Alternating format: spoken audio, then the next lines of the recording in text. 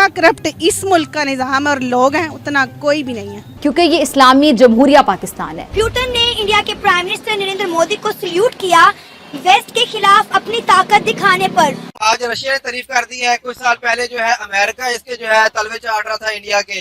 America जैसा मुल्क इसका तलवे चाट रहा है। इसके बाद फिर आप देखिए इसराइल जो है वो पूरे कंट्री से पूरे दुनिया के ममालिक से एक तरफ होकर इंडिया के साथ मुआहिदा कर रहा है। और जो वो है कि डरते नहीं है, प्रेशर में नहीं आते, वेस्ट के इंटिमिडेट नहीं किया जा सकता, यानी उन्हें उनके ऊपर प्रेशर नहीं लाया जाता। इसीलिए तो रशिया के सदर आज कह रहे हैं ना कि कोई मुल्क इतनी ताकत नहीं रखता कि नरेंद्र मोदी को या हिंदुस्तान को डरा सके। अब आप देखें सिर्फ रशिया ही नहीं, कितने मुल्कों के और प्राइम मिनिस्टर हैं जो नरेंद्र मोदी के पैर छू के उनका इस्तकबाल करते हैं। कहा है कि प्राइम मिनिस्टर मोदी को ना तो कोई हरा सकता है, ना ही कोई खौफजदा कर सकता है। और बात जो व्लादिमीर पुतिन ने पूछी है, उन्होंने बड़ी सोचने वाली बात है। ये एक स्टेटमेंट जो उन्होंने दिया है, उन्होंने बोला है कि प्राइम मिनिस्टर मोदी को कोई दबा नहीं सकता, कोई दबा नहीं सकता। वो तो शुरू से उनका 71 की वॉर में ईस्ट पाकिस्तान में आपने देखा नहीं, रशिया की वजह से बांग्लादेश हमने हारा है।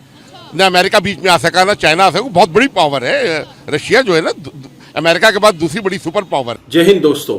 रशिया और यूक्रेन वॉर के समय पे रशिया को काफी पैसे की रिक्वायरमेंट थी, लेकिन उस समय पे रशिया अपना तेल बेच रहा था काफी सस्ता, और भारत ने उस तेल को खरीदा ना किसी के दबाव में आकर।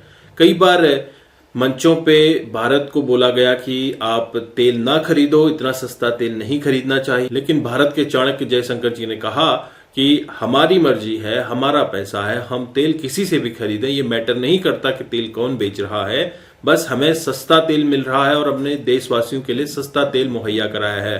और इसी के लिए व्लादिमीर पुतिन ने नरेंद्र मोदी को सैल्यूट कहा और ये भी कहा कि वो किसी के दबाव में ना आके अपना डिसीजन खुद लेते हैं। नरेंद्र मोदी को ना कोई डरा सकता है, ना कोई उनको दबा सकता है। आप इस वीडियो में देखिएगा पाकिस्तानी अवाम के क्या रिएक्शंस हैं। मैं आपको मिलता हूं वीडियो के एंड में। किया है क्यों दुनिया सलूट कर रही है, दुनिया सलूट। मोदी तो शुरू से उनका वो ट्रेड पार्टनर है, स्ट्रेटेजिक पार्टनर है। वो तो शुरू से उनका 71 की वॉर में ईस्ट पाकिस्तान में आपने देखा नहीं, रशिया की वजह से बांग्लादेश हमने हारा है। ना अमेरिका बीच में आ सका, ना चाइना आ सका। बहुत बड़ी पावर है रशिया जो है ना, अमेरिका के बाद दूसरी बड़ी सुपर पावर है। ठीक है, सलूट जो है, शाह सलमान ने $100 अरब की सरमायाकारी की है इंडिया में। यूएई के गवर्नमेंट ने $100 अरब की सरमायाकारी की है। कश्मीर में यूएई की गवर्नमेंट जो है, एमआर ग्रुप की बहुत बड़ी इन्वेस्टमेंट कश्मीर में हो रही है। एमआर ग्रुप का पार्टनर कौन है? डोनाल्ड ट्रंप है।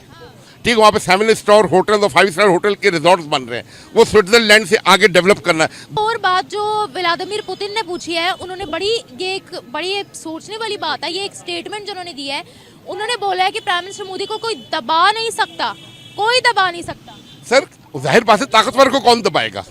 कमजोर को दबाते। कभी शेर ने गेंडे पे हमला किया है?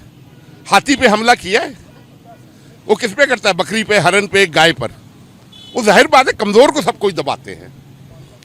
पाकिस्तान अपनी मुआशी पॉलिसी, खारजा पॉलिसी इसमें आज़ाद नहीं है। जरदारी ने अपने जाते वक्त ना वो ईरान से गैस पाइपलाइन का समझौता, वो इतना फ्रूटफुल मंसूबा है पाकिस्तान के लिए। पाकिस्तान की एनर्जी क्राइसिस खत्म होता है। जब नवाज शरीफ साहब की गवर्नमेंट आई, अमेरिका ने रोक दिया कि नहीं करना, सैंक्शंस लग गए थे। हमें सैंक्शन नहीं है। अभी रिसेंटली ही आप देख लें, रशिया से जब सस्ता ऑयल खरीदना था, सैंक्शंस लगे, हमने नहीं खरीदा, भारत ने खरीदा। कहा हमने अपनी आवाम के लिए सस्ता तेल लेना, कोई कौन होता है हम पर सैंक्शन लगाने वाला? ईरान से स्मगल डाल रहा है, क्योंकि हम खरीदेंगे ना, वो सारे स्मगलर बैठे हुए हैं। ये अफगान ट्रेड उनका चल रहा है, ईरानी तेल उनका इंपोर्ट हो रहा है। ठीक है, वो सैंक्शन का बहाना करके उनकी जेबें भर रही, मुल्क को नुकसान पहुंचा रहे हैं। इंडिया जो है वो बेशक एक हिंदू मुल्क है, लेकिन उसने बाकी ममालिक के साथ सिर्फ एक पाकिस्तान को या एक मुसलमानों को छोड़ के उसने बाकी कंट्रीज के साथ बहुत अच्छा जो है ना काम किया है।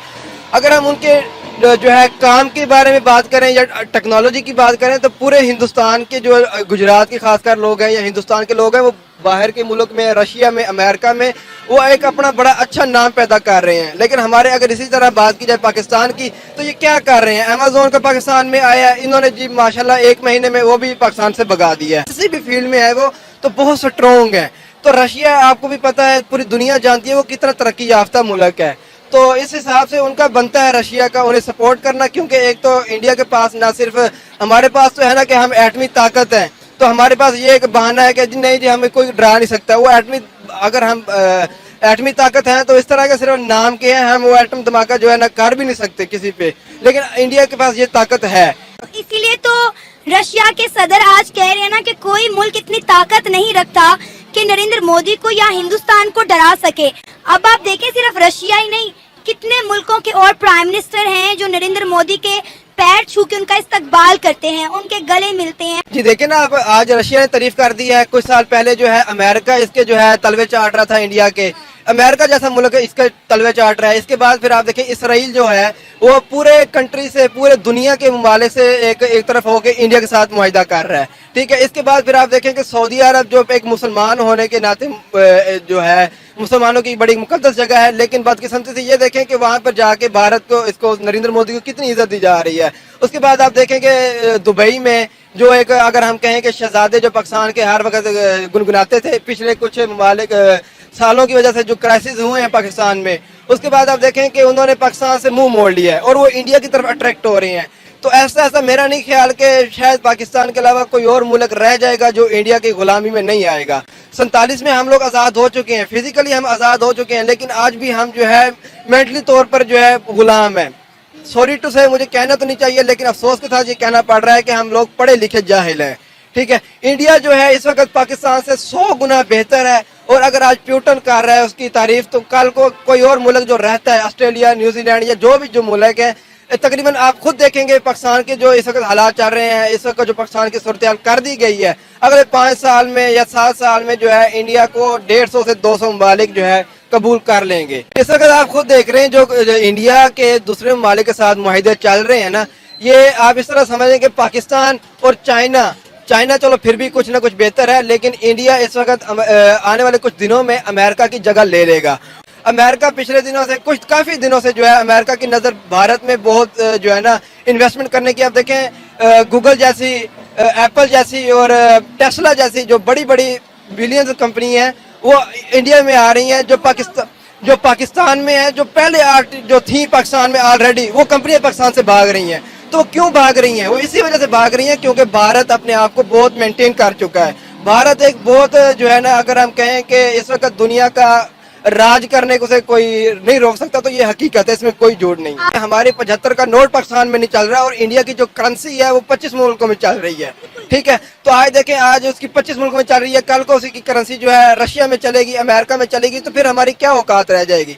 आज इंडिया का एक आम आदमी भी एयरपोर्ट पर जा रहा है तो उसे कोई पूछने वाला नहीं है। हमारा कोई मिनिस्टर जा रहा है तो उसे रोक के आधा घंटा उससे पहले तफ्तीश की जाती है, उसकी तलाशी की जाती है। दोस्तों, बात सही है, किसी की औकात नहीं जो नरेंद्र मोदी को डरा सके, क्योंकि भारत एक ऐसा देश बन चुका है जो अब वेस्ट के दबाव में नहीं आता। अगर पहले की बात करें तो हमेशा वेस्ट से पूछना पड़ता था, भैया अमेरिका से पूछना पड़ता था, बाबूजी ये कर लें। अमेरिका से डरना भारत की एक आदत सी बन गई थी, कोई भी बड़े डिसीजन लेने से पहले अमेरिका से पूछना पड़ता था। लेकिन जब से मोदी सरकार आई है, ऐसे ऐसे कानून इन्होंने खारिज किए हैं जो कि हमारी पॉलिसी पे फिट नहीं बैठते हैं। ब्रिटिश टाइम के सारे कानून इन्होंने खारिज कर दिए और उसकी जगह नए कानून बनाए गए जो कि देश की तरक्की के लिए हेल्प कर रहे हैं। और नरेंद्र मोदी जी अपने डिसीजन खुद लेते हैं, ना कि अब यूएसए से या फिर वेस्ट से पूछकर डिसीजन लिया जाता है। किसी भी काम को करने के लिए अब डिसीजन लिया जाता है देश की भलाई के लिए, देश की जनता के हित में डिसीजन लिया जाता है, ना कि दूसरे देशों के हित में डिसीजन लिया जाता है। दोस्तों, अब समय ऐसा आ चुका है कि पूरी दुनिया भारत की तरफ देख रही है।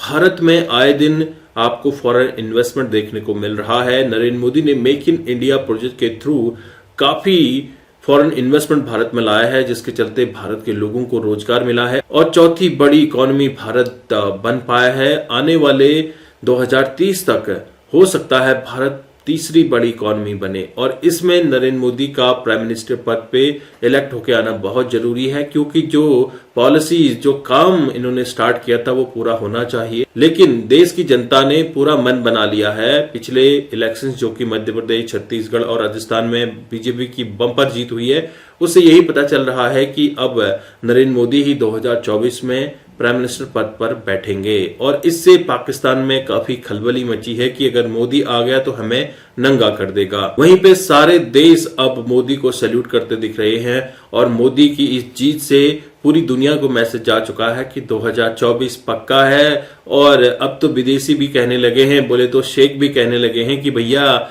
अब की बात 400 पार। जो इंटरनेशनल मंचों पे बात हो रही है उसी को मैं यहाँ पे बात कर रहा हूं। आई होप आपने ये वीडियो एंजॉय किया। अगर आपके कोई भी विचार हो जरूर कमेंट कीजिएगा, आपके कमेंट हमें काफी प्रोत्साहित करते हैं। मैं आपको मिलता हूं नेक्स्ट वीडियो में, तब तक के लिए थैंक यू। जय हिंद, जय भारत।